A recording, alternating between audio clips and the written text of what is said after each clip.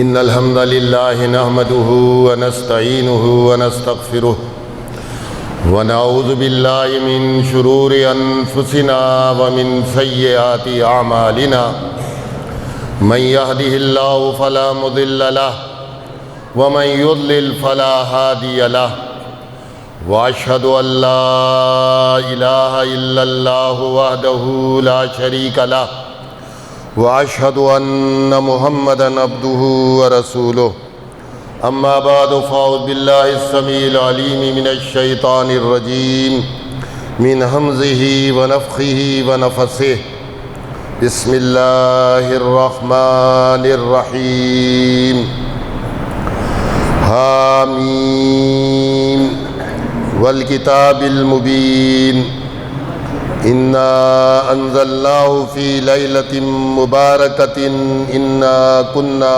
منذرین فیہا یفرق کل امر حکیم امرا من عندنا انا کنا مرسلین رحمتا من ربک انہ هو السمیع العلیم۔ محترم سامعین، یہ سورہ دخان کی چند آیات۔ سورہ دخان مکی صورت ہے اور اللہ رب العزت نے اس کی ابتدا حروف مقطعات سے کی ہے، یعنی حامیم سے، اور جو صورتیں حامیم کے حروف مقطعات سے شروع ہوتی ہیں انہیں مفسرین اپنی زبان میں حوامیم کہتے ہیں، یعنی وہ صورتیں جو حامیم سے شروع ہوئی ہیں۔ اس کی ابتدا میں اللہ رب العزت نے قرآن حکیم کی چند بنیادی صفات بیان کی ہیں۔ فرمایا والکتاب المبین، قسم ہے واضح کتاب کی۔ مبین کہتے ہیں ہر چیز کو کھول کھول کر واضح انداز میں بیان کرنے والی چیز، اس کو کہتے ہیں مبین۔ اس اعتبار سے قرآن کی زبان کو بھی عربی مبین کہا گیا ہے، ایسی عربی جو بڑی واضح، فصیح، بلیغ عربی ہے۔ اور آپ جانتے ہیں کہ قرآن حکیم اپنی فصاحت اور بلاغت کے اعتبار سے 1500 سال سے چیلنج کرتا ہے کہ اس جیسی کوئی کتاب ہے، اور پوری کتاب تو بہت مشکل بات ہے کہ سارے انسان اور جنات مل بھی جائیں تو اس قرآن جیسی کتاب نہیں لا سکتے۔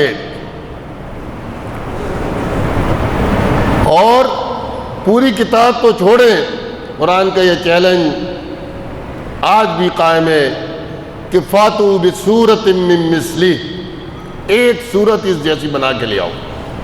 قرآن کی جو مختصر ترین سورت ہے اس کے اندر 3 آیات ہیں، 3 آیات پر مشتمل ایک سورت بنا کر لے آؤ۔ غلطی نکالنا تو بڑی بات۔ ہم تو چیلنج کرتے ہیں بحیثیت مسلم کے کہ بڑے بڑے سمجھدار، عقل مند، دانشور موجود ہیں، آئیں علمی دنیا کے اندر اور اس کتاب کی غلطی نکالیں۔ بڑے بڑے اٹھے اس کتاب کی غلطی نکالنے کے لیے، انجام کیا ہوا؟ غلطی نکالتے نکالتے خود سیدھے ہو گئے۔ قرآن کی غلطی نکالتے نکالتے خود انہیں ہدایت مل گئی۔ آپ جانتے ہیں کہ یہ ابھی حال ہی کا واقعہ ہے کہ امریکہ کا ایک ریاست کا سب سے بڑا پادری، اس نے کہا، یہ عزم کیا کہ میں قرآن کی غلطیاں نکالوں گا، اور نکالتے نکالتے دائر اسلام کے اندر آ گیا۔ ہم تو چیلنج کرتے ہیں کہ بھئی اس کی غلطیاں نکالو، اس کی خامیاں تلاش کرو۔ یہ قرآن کے اوراق پھاڑنے سے یا قرآن کی توہین کرنے سے تو بات نہیں بنتی۔ ہم کہتے ہیں تم مرد ہو تو عورتوں والے کام، ہجڑے والے کام، زنخوں والے کام کیوں کرتے ہو؟ آؤ علمی دنیا میں، نکالو اس کی غلطیاں اور دائرہ اسلام میں آ جاؤ۔ انجام یہ ہوتا ہے۔ تو قرآن نے کہا واضح کتاب ہے، کھول کھول کر بیان کرتی ہے۔ جو پردے اہل کتاب نے ڈالے تھے اللہ کے دین کے اوپر، مشرکین مکہ نے ڈالے تھے، یہود و نصارہ نے ڈالے تھے، قرآن ان سارے پردوں کو چاک کرتا ہے، کہتا ہے واضح کتاب ہے، کھول کھول کر بیان کرنے والی کتاب ہے۔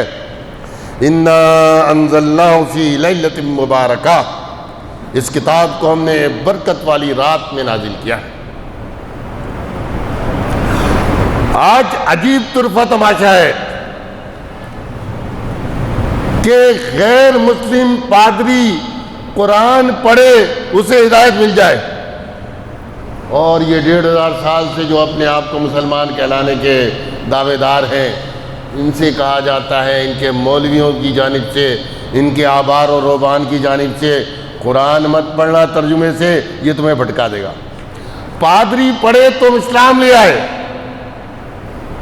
یوسف یوحنا پڑھے تو محمد یوسف بن جائے، مائک ٹائسن پڑھے تو ملک عبدالعزیز بن جائے، اور کہا جاتا ہے کہ یہ جو تمہارا ایمان اس کتاب کے اوپر ہے، دیکھو اس کو ریڈنگ کر لینا، اس کو حفظ کر لینا، ناظرہ پڑھ لینا، لیکن اگر تم نے اس کو ترجمے سے پڑھنا شروع کر دیا تو تم بھٹک جاؤ گے۔ انہیں ہدایت ملے، ہمارا تو ایمان ہے، ہمیں تو آسانی سے ہدایت دے دے گا یہ، لیکن آبار و روبان، مولوی اور پیر اس کے اوپر پردے ڈالتے ہیں۔ یہی حال اس کتاب کا کیا، اس صورت کے ساتھ بھی یہی کیا۔ قرآن نے واضح کر دیا تھا اس رات کو کہ یہ کس رات میں قرآن نازل ہوا۔ دوسرے مقام پر فرمایا انا انزلناہ فی لیلۃ القدر۔ فرق دیکھیے، یہاں کا انا انزلناہ فی لیلۃ مبارکہ، وہاں کا انا انزلناہ فی لیلۃ القدر، ایک لفظ کا صرف فرق۔ ایک جگہ قدر کا سورہ لیلۃ القدر کے متعلق بتا دیا سورہ قدر میں، اور یہاں کا سورہ دخان میں لیلۃ مبارکہ، ایک ہی چیز۔ قرآن دوسری جگہ، قرآن چھوڑتا نہیں ہے، پردے ہٹاتا ہے۔ فرمایا اب تم مولوی اور پیرو تم اختلاف کر رہے ہوئے، لیلۃ المبارکہ الگ ہے، لیلۃ القدر الگ ہے۔ قرآن نے کہا شہر رمضان الذی انزل فیہ القرآن، رمضان کے مہینے میں ہم نے قرآن اتارا۔ بات صاف ہو گئی کہ لیلۃ القدر اور لیلۃ المبارکہ کس مہینے میں ہے؟ فرمایا شہر رمضان الذی انزل فیہ القرآن، سورہ بقرہ دوسرا پارہ، کہ ہم نے قرآن کو رمضان کے مہینے میں نازل کیا۔ شہر رمضان، مہینہ رمضان کا وہ ہے، انزل فیہ القرآن، اس میں قرآن اتارا گیا۔ اب وہ رات جس میں قرآن اترا لازمی رمضان کی کوئی رات ہوگی، رمضان سے باہر تو نہیں ہو سکتی، یہ تو عقل کے خلاف ہے کہ وہ رات لازماً پہلی رمضان سے لے کے 29-30 رمضان تک کے اندر ہونی چاہیے۔ اور لیلۃ القدر ہم سب جانتے ہیں کہ وہ کہاں پر آتی ہے، رمضان میں آتی ہے۔ یہاں پر اس کا نام لیلۃ مبارکہ، سورہ قدر میں لیلۃ القدر، نام کی تبدیلی سے چیز تبدیل نہیں ہوتی۔ ایک چیز کے 2، 3، 4، 5 نام بھی ہو سکتے ہیں۔ بھئی یہ قرآن ہے، اس کا نام قرآن مجید بھی ہے، اس کا نام الکتاب بھی ہے، اس کا نام الذکر بھی ہے، اس کا نام الشفا بھی ہے، اس قرآن کو فرقان بھی کہا گیا ہے۔ تو کیا الگ الگ یہ کتابیں اتری تھیں؟ ایک ہی کتاب ہے قرآن، اس کے نام الگ الگ ہیں۔ اللہ رب العزت کے کتنے نام ہیں؟ حدیث میں آتا ہے 99 نام۔ رب اللہ کا نام، رحمان اللہ کا نام، رحیم اللہ کا نام، غفار اللہ کا نام، رزاق اللہ کا نام، رازق اللہ کا نام، غفور اللہ کا نام۔ تو کیا یہ بہت سارے معبود ہیں؟ ایک ہی معبود، نام مختلف ہیں۔ ہاں میرے رسول محمد عربی صلی اللہ علیہ وسلم کا کیا نام ہے؟ محمد۔ قرآن نے 4 جگہ آپ کا یہ نام ذکر کیا ہے کہ محمد صلی اللہ علیہ وسلم۔ ایک جگہ فرمایا احمد سورہ صف میں۔ تو کیا 2 الگ الگ رسول ہیں؟ نہیں، ایک ہی شخصیت ہے، نام اس کے 2 3 4۔ کہیں کا یا ایھا المزمل، کہیں کا یا ایھا المدثر، کہیں کا یا ایھا الرسول۔ حدیث میں بھی بہت سے نام، عاقب، حاشر، یہ سب اللہ کے رسول صلی اللہ علیہ وسلم کے نام ہیں۔ خاتم النبیین، یہ اللہ کے رسول صلی اللہ علیہ وسلم کے سب صفاتی نام ہیں۔ تو یہاں پر بھی یہی ہے کہ جو رات رمضان کے مہینے میں قرآن نے اس کے 2 نام ذکر کیے، ایک نام ذکر کیا لیلۃ القدر، دوسرا نام ذکر کیا لیلۃ مبارکہ۔ فرمایا انا کنا منذرین، ہم ہی ڈرانے والے ہیں، ہم ہی ہوشیار کرنے والے ہیں لوگوں کو اللہ کے عذاب سے ڈرانے والے۔ اللہ فرماتا ہے یہ ذات ہماری ہے۔ محمد عربی صلی اللہ علیہ وسلم کو بھی اللہ نے منذر بنا کر بھیجا، مبشر بنا کر بھیجا۔ یہ بھی آپ کے صفاتی نام ہیں کہ آپ منذر ہیں، لوگوں کو ڈراتے ہیں، مبشر ہیں، لوگوں کو خوشخبریاں دیتے ہیں۔ فرمایا فیہا یفرق کل امر حکیم، اس کے اندر ہر حکمت والے کام کا فیصلہ کیا جاتا ہے۔ سورہ قدر میں بھی یہی کہا کہ لیلۃ القدر میں ہوتا کیا ہے؟ تنزل الملائکۃ والروح فیہا بإذن ربہم من کل امر، ہر کام کے لیے فرشتے اترتے ہیں۔ جبریل امین بھی اس کے اندر زمین پر نزول فرماتا ہے، آتا ہے۔ فرمایا ہر حکمت والا کام، حکمت والا فیصلہ اس کے اندر کیا جاتا ہے، اور وہ ہے لیلۃ القدر۔ فرمایا امرا من عندنا، حکم کسی اور کی جانب سے نہیں آتا، آرڈر کا اختیار صرف اللہ کے لیے۔ ان الحکم الا للہ، حکم کا اختیار صرف اللہ کو۔ کائنات کے اندر تکوینی طور سے سارے کام اللہ کے آرڈر سے ہو رہے ہیں، اس میں ذرہ برابر بھی کسی کا کوئی اختیار، کوئی اقتدار نہیں ہے۔ سورج کا صبح مشرق سے نکلنا، مخصوص وقت پر نکلنا، مخصوص راستے سے اس کا جانا، مخصوص جگہ سے نکلنا، اور شام کو مخصوص وقت پر مخصوص جگہ پر جا کر غروب ہو جانا، یہ کس کا کام ہے؟ کس کا آرڈر ہے؟ اللہ کا۔ موسموں کی تبدیلی یہ کس کی اختیار ہے؟ اللہ کے اختیار۔ تکوینی اعتبار سے سارا کام اللہ رب العزت کا ہے، اور اللہ چاہتا یہ ہے کہ تشریعی اعتبار سے بھی میرے بندے میری شریعت کے مطابق چلے۔ جو لوگ اس کی شریعت کے مطابق چلے جنت ان کے لیے، جو اس کی شریعت کے مطابق نہ چلے جہنم کا فیصلہ وہ کر دے گا۔ فرمایا ہر کام کا فیصلہ یہ ہماری جانب سے ہے۔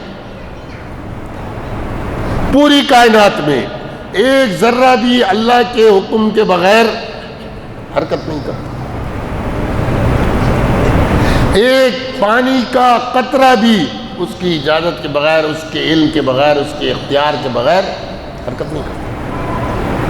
ہم دیکھتے ہیں یہ روز کتنی ترقیاں انسان نے کر لی ہیں، ستاروں پر کمندے ڈال رہا ہے، لیکن ہم سب کی زبان پر شب و روز یہی الفاظ آتے ہیں، جاتے ہیں، کسی کا انتقال ہو جاتا ہے، کہتے ہیں بس بھائی اس کی اتنی زندگی تھی، بس مالک کا آرڈر آ گیا، دل نے دھڑکنا بند کر دیا بھی چلا گیا. کوئی کچھ نہیں کر سکتا. بڑے سے بڑا ڈاکٹر، بڑے سے بڑا حکیم کسی کے لیے کچھ کر نہیں سکے گا.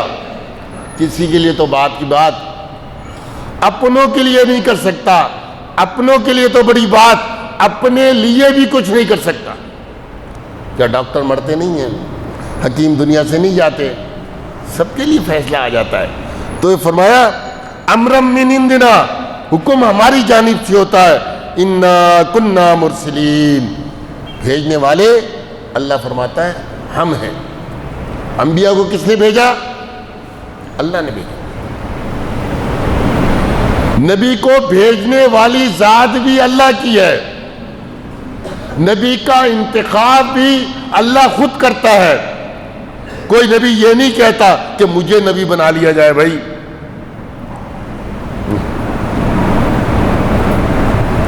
اللہ نے قرآن حکیم میں فرمایا ان اللہ اصطفیٰ آدم و نوح و آل ابراہیم و آل عمران علی العالمین. بے شک اللہ نے چنا تھا آدم علیہ السلام. ان اللہ اصطفیٰ آدم، نوح علیہ السلام کو بھی اللہ نے چنا تھا. ابراہیم، آل ابراہیم کے اندر کتنے انبیاء آئے؟ یہ بھی اللہ نے چنے تھے. آل عمران کے اندر کتنے انبیاء آئے؟ یہ سب اللہ نے چنے تھے. تمام جہان والوں، اس میں کسی کا کوئی اختیار نہیں. اسی طرح فرشتوں کو بھیجنا بھی اللہ کا آرڈر ہے. فرشتے اپنی مرضی سے نہ آ سکتے اور نہ جا سکتے. اللہ آرڈر دیتا ہے جس کام کے لیے، اس کے لیے اترتے ہیں اور اپنا کام کرتے ہیں اور چلے جاتے. نبی صلی اللہ علیہ وسلم نے ایک بار جبریل سے کہا تو انہوں نے یہی کہا تھا ہم تو اللہ کے آرڈر کے مطابق. ایک وحی بھی جبریل اپنی خواہش سے نہیں لا سکتا، اپنی مرضی سے نہیں لا سکتا. قرآن نے سورہ بقرہ میں کہا کہ تم جبریل سے دشمنی کر رہے ہو. جبریل نے تو اسی اللہ رب العزت کے حکم سے آپ کے قلب مبارک پر نازل کیا ہے. فَإِنَّهُ نَزَّلَ عَلَىٰ قَلْبِكَ بِإِذْنِ اللَّهِ، اس نے یہ قرآن آپ کے قلب مبارک پر، آپ کے دل پر اللہ کے اذن سے، بِإِذْنِ اللَّهِ، اللہ کے حکم سے اتارا ہے. جبریل اپنی مرضی سے کچھ نہیں کہہ رہا. فرمایا بھیجنے والے ہم ہیں. رحمت من ربک، رحمت ہے تیرے رب کی جانب سے. سورہ قدر میں بھی اس چیز کو، اس رحمت، اس فضل کو بیان کیا. فرمایا یہ رات لیل القدر کی خیر من الف شہر تنزل الملائکۃ والروح فیہا باذن ربہم من کل امر. سلام، سلامتی والی رات، فضل والی رات، رحمت والی رات. اور یہ رحمت کہاں سے ہے؟ من ربک، تیرے رب کی جانب سے ہے. معلوم ہوا رحمتیں اتارنا، فضل اتارنا، برکتوں کی بارش کرنا، یہ کام کس کا ہے؟ اللہ کا کام. کسی کے بس میں نہیں ہے کہ اپنی مرضی سے کچھ فضل جناب دینا اتار لے. ہم ہر نماز میں جب درود پڑھتے ہیں تو یہی کہتے ہیں کہ اللہم صلی علی محمد وعلی آل محمد کما صلیت علی ابراہیم وعلی آل ابراہیم انک حمید مجید. اے اللہ رحمت اتار محمد صلی اللہ علیہ وسلم پر اور آل محمد صلی اللہ علیہ وسلم پر، جیسا کہ تو نے رحمتیں اتاری تھی ابراہیم اور آل ابراہیم علیہ السلام پر.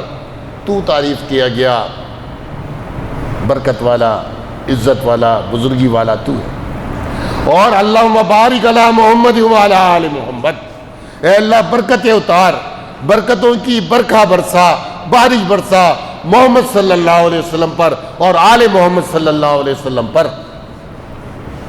کما بارکت علی ابراہیم وعلی آل ابراہیم انک حمید مجید، جیسے کہ تو نے پہلے ابراہیم علیہ السلام اور آل ابراہیم پر برکتیں نازل فرمائی تھیں. تو برکتوں کی ذات، اتارنے والی ذات، وہ ذات خود بھی بار برکت ہے. تبارک الذی نزل الفرقان علی عبدی برکت والی ذات وہ ہے جس نے فرقان کو، اس قرآن کو اتارا اپنے بندے پر۔ تو برکتوں والی ذات خود بابرکت ذات بھی اللہ کی ہے، اور اس نے یہ بابرکت کتاب نازل کی، اور یہ برکتیں محمد عربی صلی اللہ علیہ وسلم پر ہم ہر نماز میں دعا کرتے ہیں کہ یہ برکتیں محمد صلی اللہ علیہ وسلم پر اور آل محمد صلی اللہ علیہ وسلم پر نازل فرما۔ آل کا مفہوم بھی واضح ہو جانا چاہیے کہ آل کا مفہوم یہ کہ جو لوگ آپ صلی اللہ علیہ وسلم کے متبع اور فرمانبردار ہیں وہ سب کے سب آپ کی آل میں داخل ہے۔ جیسے قرآن نے کہا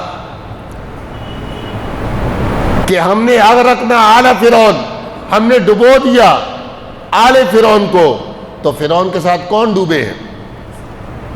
اس کے بیوی بچے تھوڑی گئے تھے۔ کون تھا فرعون کے ساتھ؟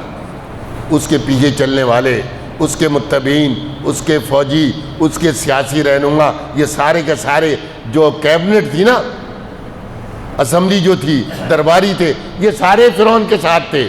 تو جو فرعون کے پیچھے چل رہے تھے، اللہ نے فرمایا اغرقنا آل فرعون، ہم نے آل فرعون کو ڈبو دیا، مراد جو اس کے پیچھے چلنے والے تھے۔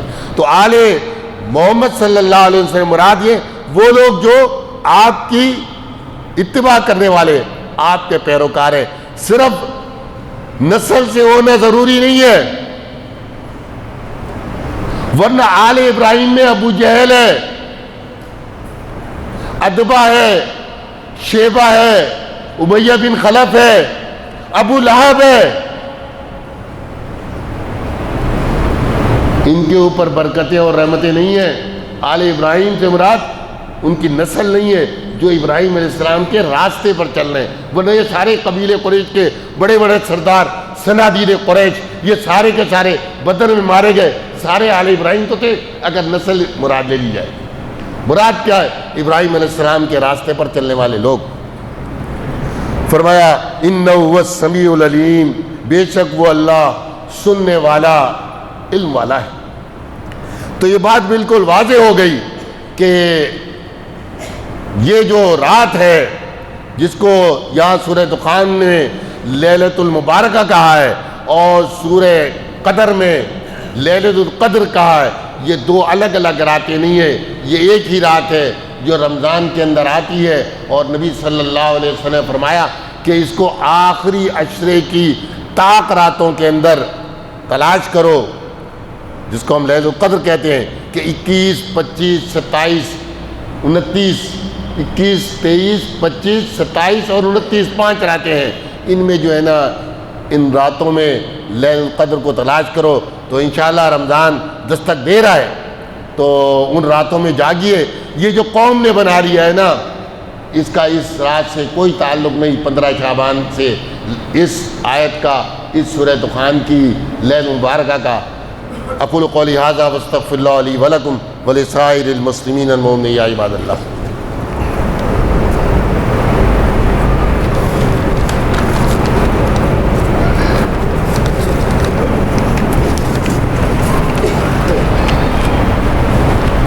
ان الحمد للہ نحمده ونستعینه ونستغفره ونعوذ باللہ من شرور انفسنا ومن سیئات اعمالنا من یهدی اللہ فلا مضل له ومن یضلل فلا هادی له واشهد ان لا الہ الا اللہ وحدہ لا شریک له واشهد ان محمدا عبدہ ورسولہ، اما بعد۔ اعوذ باللہ من الشیطان الرجیم، بسم اللہ الرحمن الرحیم۔ انا انزلناه فی لیلۃ القدر وما ادراک ما لیلۃ القدر لیلۃ القدر خیر من الف شہر تنزل الملائکۃ والروح فیہا بإذن ربہم من کل امر سلام ہی حتی مطلع الفجر۔ اس 15 شعبان کے حوالے سے ایک روایت اکثر و بیشتر پیش کی جاتی ہے، لیکن جس حوالے سے پیش کی جاتی ہے اس کے اندر 2 نمبری والے کام کیے جاتے ہیں۔ دنیا میں اگر 2 نمبری کی جائے اس کو بھی ہر شخص برا مانتا ہے، یا دین کے اندر بھی مولوی اور پیر، بڑے بڑے فلاسفر، بڑے بڑے پروفیسر 2 نمبری والے کام کرتے ہیں۔ اور وہ روایت ام المؤمنین عائشہ رضی اللہ عنہ کے حوالے سے سنن ترمذی سے پیش کی جاتی ہے۔ اس کا خلاصہ یہ ہے کہ ام المؤمنین عائشہ رضی اللہ عنہ کی جانب یہ بات منسوب کی جاتی ہے کہ انہوں نے فرمایا کہ ایک دن نبی صلی اللہ علیہ وسلم رات کو مجھ سے غائب ہو گئے، فقط تو میں نے کھو دیا، مجھے نہیں ملے تو میں نکلی، دیکھا تو آپ بقی میں موجود ہیں اور وہاں پر جناب جو ہے نا دعا کر رہے ہیں۔ اس کے بعد میں واپس آ گئی، نبی صلی اللہ علیہ وسلم نے مجھ سے پوچھا کہ تم وہاں چلی گئی تھی، تم سمجھتی تھی کہ اللہ اور اس کا رسول تم سے کوئی خیانت کرے گا؟ یہ رات جو 15 شعبان کی ہے، اس میں اللہ تعالیٰ آسمان دنیا پر نازل ہوتا ہے اور بنو کلب کی بکریوں کے جو بال ہیں ان کے برابر لوگوں کو بخشتا ہے۔ یہ امام ترمذی اپنی سنن کے اندر لے کر آئے ہیں۔ اس کے بعد یہاں تک تو بیان کر دیا جاتا ہے، امام ترمذی رحمۃ اللہ علیہ خود جو کہتے ہیں اس کو جناب جو ہے نا شیر مادر کی طرح پی جاتا ہے، کوئی مولوی بیان کرنے کے لیے تیار نہیں ہوتا۔ امام ترمذی خود کہتے ہیں کہ اس روایت کی سند کے اندر 2 جگہ انقطاع ہے، 2 جگہ سے سند ٹوٹی ہوئی ہے۔ ایک حجاج جو یحییٰ ابن کثیر سے روایت کرتا ہے، ان دونوں کے درمیان سماع ثابت نہیں ہے، یعنی حجاج نے جو یہ کہا کہ یحییٰ بن ابی کثیر سے میں نے سنا، تو یحییٰ بن کثیر سے حجاج نے کچھ نہیں سنا۔ اور یحییٰ بن کثیر کہتے ہیں عروہ نے مجھ سے بیان کیا، تو عروہ سے انہوں نے کچھ نہیں سنا ہے۔ معلوم ہوا یہ سند 2 جگہ سے ٹوٹی ہوئی ہے، یعنی کہ یہ جو چین بیان کی جا رہی ہے، کڑی بیان کی جا رہی ہے، ایک کے بعد ایک کڑی، یہ چین 2 جگہ سے کٹی ہوئی ہے، ٹوٹی ہوئی ہے۔ اور اصول حدیث کے مطابق جب ایسی حدیث ہو کہ جو کہیں سے ٹوٹی ہوئی ہو، انقطاع ہو، تو یہ روایت ضعیف ہوتی ہے۔ اور یہاں ایک جگہ سے نہیں بلکہ 2 جگہ سے روایت جناب سندن ٹوٹی ہوئی ہے، یعنی یک نشد 2 شد، ایک ضعف نہیں بلکہ 2 ضعف ہے، 2 کمزوریاں ہیں۔ اور سند کے اعتبار سے جب 2 جگہ سے سند ٹوٹی ہوئی ہو تو روایت موضل کہلاتی ہے۔ پھر آگے وہ کہتے ہیں کہ میں نے محمد بن اسماعیل سے پوچھا، جو ان کے استاد ہیں، محمد بن اسماعیل، یہ ہے امام بخاری، ان کا نام تھا محمد۔ امام بخاری سے میں نے پوچھا اس حدیث کے متعلق، تو وہ کہتے ہیں یضاعف ھذا الحدیث، وہ اس حدیث کو ضعیف کہتے تھے۔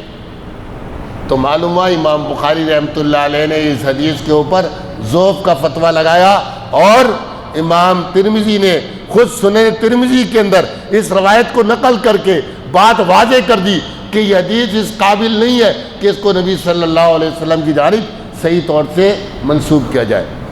اب مولوی کیا کرتا ہے؟ قرآن سے تو اس طرح دور کر دیا کہ یہ پڑھو نہیں ترجمے کے ساتھ، حدیث سے اس طرح دور کیا کہ جب قرآن نہیں پڑھے گا تو حدیث کی طرف بیچارہ کہاں آئے گا؟ یہ تو اس سے مشکل چیز ہے نا۔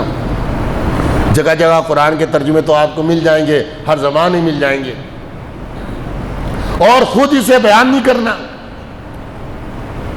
خود اسے حق بیان نہیں کرنا۔ اسی طرح ایک اور روایت علی رضی اللہ عنہ سے بیان کی جاتی ہے کہ قوموا لیلہا وصوموا نہارہا، کہ اس رات میں جاگو، عبادت کرو اور دن میں روزہ رکھو۔ تو یہ ابن ماجہ کے حوالے سے یہ واہن جدہ بہت ہی گھٹیا روایت ہے۔ کہ روایت کے متعلق محدثین کہیں کہ یہ گڑی ہوئی ہے، من گڑت ہے، دل سے بنائی ہوئی ہے، نبی صلی اللہ علیہ وسلم پر جھوٹا بیان کیا گیا ہے، اور یہ مولوی اس کو محراب و منبر سے بیان کریں، رسالوں میں لکھیں، اخبارات میں جناب جو نا بیان کریں، تو ان کو یہ حدیث شاید انہوں نے نہیں سنی ہے کہ نبی صلی اللہ علیہ وسلم فرمایا من کذب علی متعمدا فلیتبوأ مقعدہ من النار، جو مجھ پہ جان بوجھ کے جھوٹ بولے وہ اپنا ٹھکانہ جہنم میں بنائے۔ یہ جانتے ہیں یہ روایت ضعیف ہے، محدثین اس معاملے میں اتنے محتاط تھے کہ جو ضعیف روایت کہتے تم جانتے ہو، اس کو یہ نہیں کہو اللہ کے رسول صلی اللہ علیہ وسلم فرمایا، کہو اللہ کے رسول صلی اللہ علیہ وسلم کی طرف یہ منسوب ہے۔